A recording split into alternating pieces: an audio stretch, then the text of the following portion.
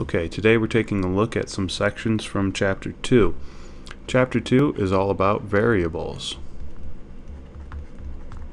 To begin, we'll talk a little bit about the material from Section 2.1, which is just the definition.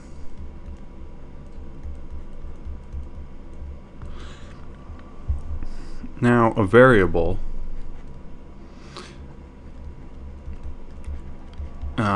it's a little hard to define without being circular about it, but is essentially a value or a symbol whose value may change, or vary. Hence the name. Symbols, like we said, are used to represent variables. Commonly, there's x. X is very common, but it could be anything. We could use f as a variable name. We could use y. Zeta could be a variable.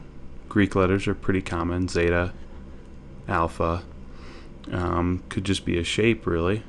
We could use a triangle for a variable, or we could just go off the wall, use a smiley face. I don't know. Whatever. The difference between a variable and, say, a number is that if I write this symbol down, it's always 2. If I write z, well, it's different. It changes from problem to problem.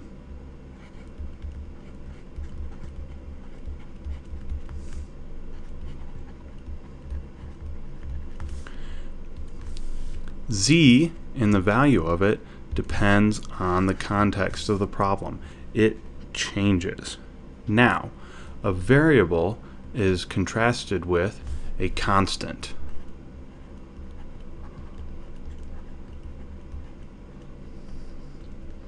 Constants are things that do not change.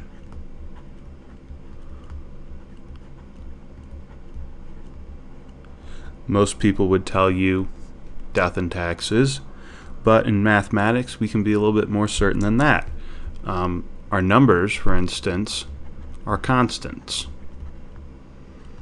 So if I write 3, it's always 3. 8 is always 8. Negative 101 is always negative 101. Symbols can be used for constants. Pi is extremely common. Borrowing from physics, there's, say, big G, which deals with gravity. It's the gravitational constant. You can get from it little g, which will tell you how fast a falling object will accelerate.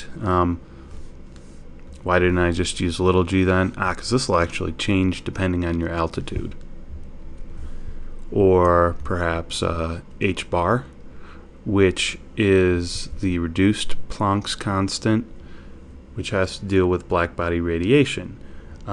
If you heat up, say, a cast iron tea kettle, this has to deal with how quickly it'll radiate that heat. And it also has a lot to do in quantum physics and other things. It's a very important constant. And when we're talking about variables, we also want to think about what sort of values they would represent, what they mean.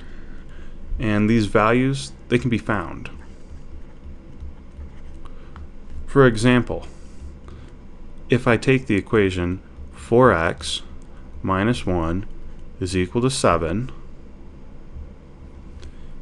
I can solve this and find that x is equal to 2.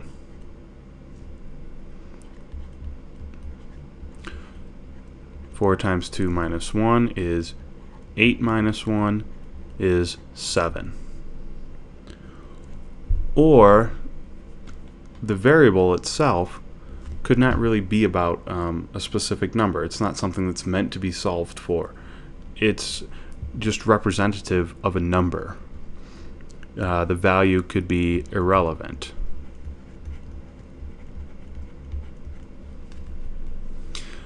What do I mean by that? We'll take a look at this equation here. 2 times the quantity x minus 1 is equal to 2x minus 2. This is a statement on the distributive property. Doink, doink. This shows you how to distribute 2 into the binomial, this value right here in parentheses, x minus 1. So, depending on the context, we could be solving for variables, or we could just be talking about properties with them. Another good example of that would be x to the m times x to the n is equal to x to the m plus n. There's nothing to solve for. It just shows you how to distribute, or excuse me, how to combine exponents when you have like bases. Besides just talking about whether or not we're interested in a specific value for a variable, we could also have dependent variables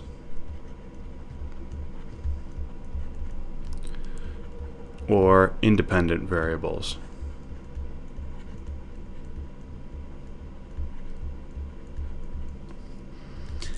Now, we can take a look at this equation right here. Y is equal to 3 times x squared minus 4. In this equation, x is our independent variable.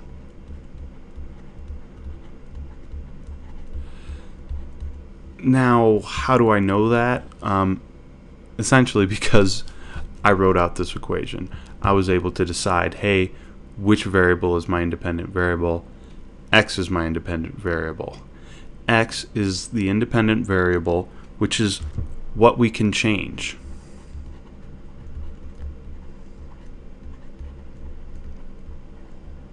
Strictly speaking, we have control over this. It's our input into this equation. Now, y right here is playing the role of the dependent variable. We do not control y. What we do is we put in different values for x, and then we would take a look at what they result in, and that would be y. Oops, excuse me there. The dependent variable is our result. It's our output.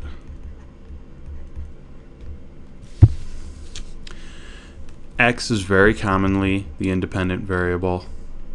Y is very commonly a dependent variable. And if there's more than one variable, well, then someone would probably say to you, hey, look, this is the dependent, this is the independent. If that relationship needs clarification, it would be given in the problem. There's one other variable-like thing we want to take a look at. That's in section 2.3.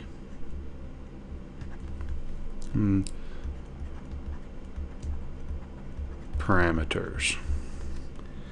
Okay, so a parameter can be thought of as a placeholder.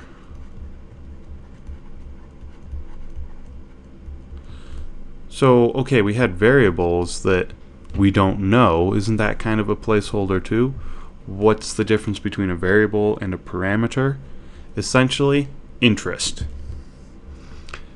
If I write down this equation, ax plus b is equal to c, x, that's what we're interested in.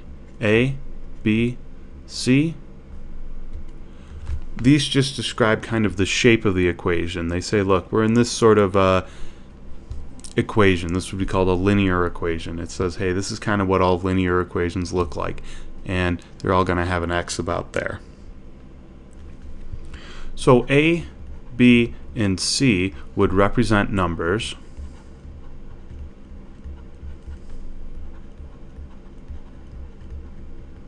But by using just letters or symbols to talk about these numbers, you know, there'd be a number here multiplying x, one being added onto the end, and another number over here. So specifically we could look at 2x plus 5 is equal to 13, and A would be 2, B would be 5, C would be 13. The difference here is that this equation with the parameters A, B, and C is in general. We're talking about just some random, non-specific linear equation. And we could talk about qualities that all linear equations have without getting specific.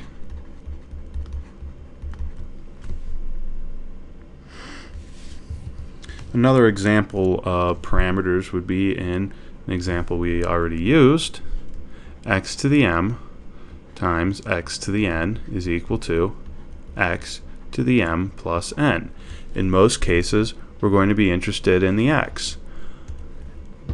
And we're going to have some number here for m, some number here for n, and they'd get combined over here into m plus n. And we would say, hey, all these exponential equations have this sort of shape, and this is how we would combine them, and we'd end up with this result. Now, up here we had ax, and then we said, what about x is 2? I want to take another look at that.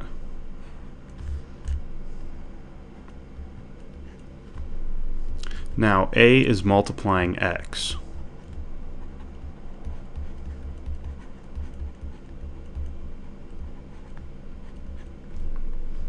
That makes it the coefficient on x.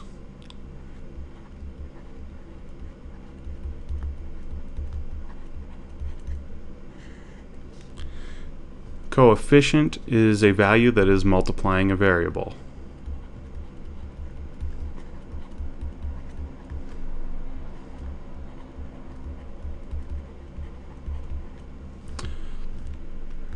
So in this product we have two factors. One is a variable, x. The other would be, say, a parameter, a, and this factor a would be the coefficient on x. So in 2x, the coefficient on x is 2. Okay, and that wraps up our introduction to Chapter 2.